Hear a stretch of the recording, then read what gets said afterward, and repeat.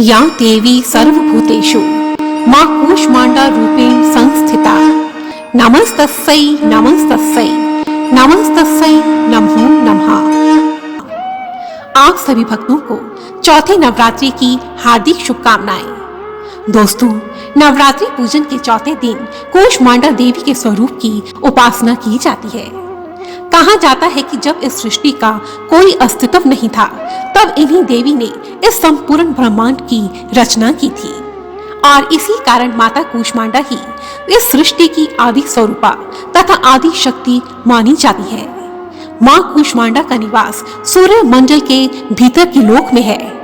ऐसा माना जाता है कि माता कूष्मांडा आध्यात्मिक साधना में अनाहत चक्र की प्रतिनिधि है। अनाहत चक्र योग साधना की चक्र संकल्पना का चौथा चक्र माना जाता है। अनाहत का अर्थ है शाश्वत और यह चक्र हृदय के बहुत समीप होता है। माता कूष्मांडा की उपासना से भक्तों के समस्त रोग आदि व्याधि शोक और दुख आदि मिट जाते हैं।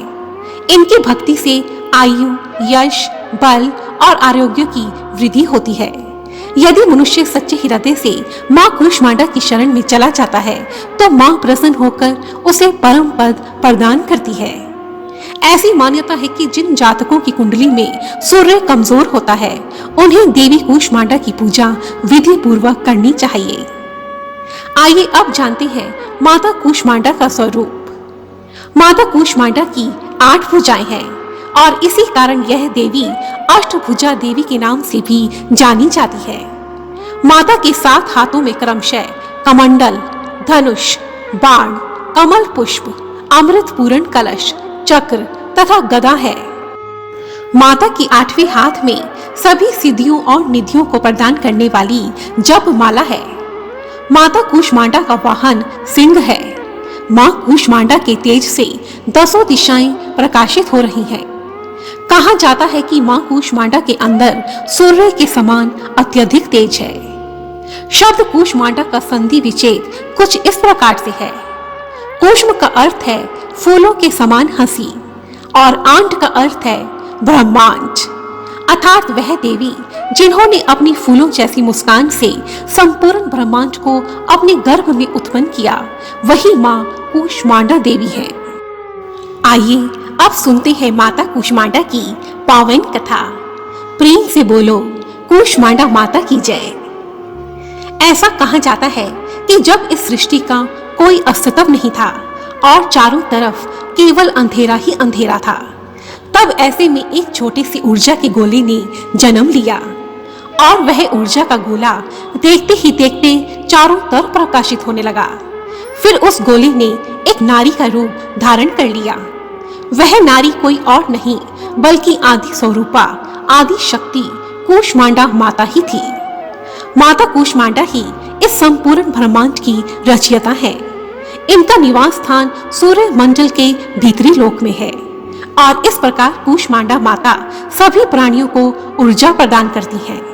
सूर्य मंडल के भीतरी लोक में निवास करने की क्षमता केवल इन्हीं देवी में है। यह शक्ति और यह ऊर्जा केवल माता कूष्मांडा में ही है।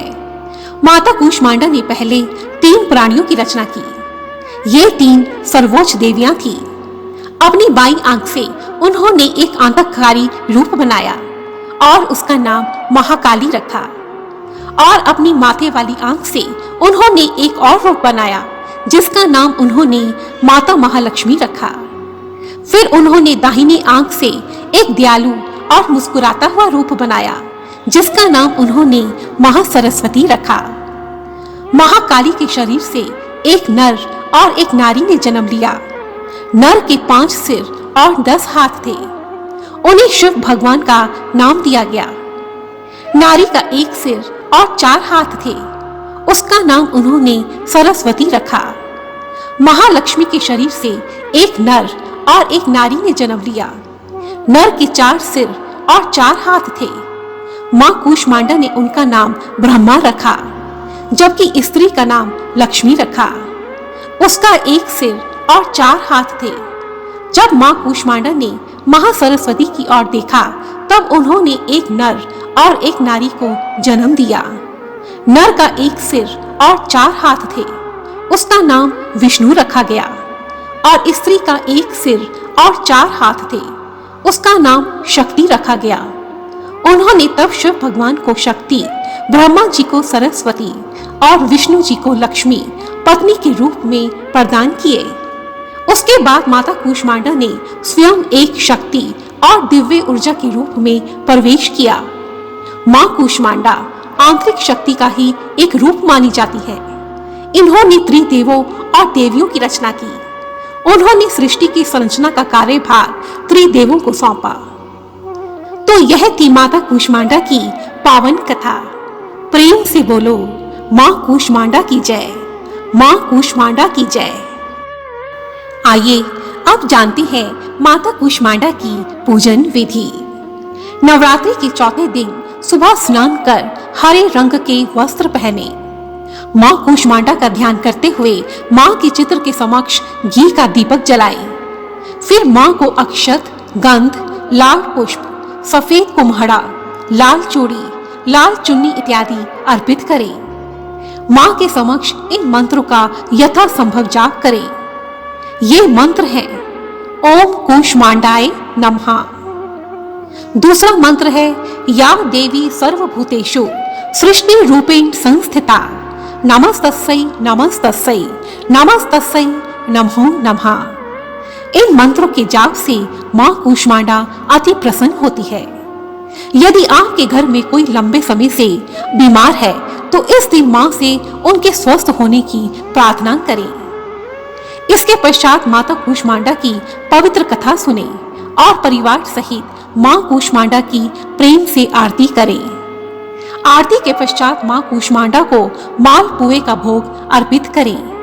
माता कूष्मांडा को मालपुए का भोग अत्यधिक प्रिय है। अब इस भोग को किसी योग्य ब्राह्मण को दान कर दें। ऐसा करने से मां कूष्मांडा अति प्रसन्न होती है और आपके घर से सभी प्रकार के रोग, सभी प्रकार की बीमारी, शोक, दुख, संकट इत्यादि सदा के लिए दूर करती है। प्रेम से बोलो माता कूष्मांडा की जय। जय माता दी, जय मां कूष्मांडा। तो मेरे आदरणीय दर्शकों, आज की इस वीडियो में हमने मां कूष्मांडा के विषय में जाना। मेरी ऐसी ही सभी वीडियोस को देखने के लिए रेड कलर के बटन को प्रेस कर मेरे इस चैनल को सब्सक्राइब करें। साथ ही बेल आइकन को भी जरूर दबाएं। वीडियो को लाइक करें, दूसरों के साथ शेयर करें। धन्यवाद। जय माता दी।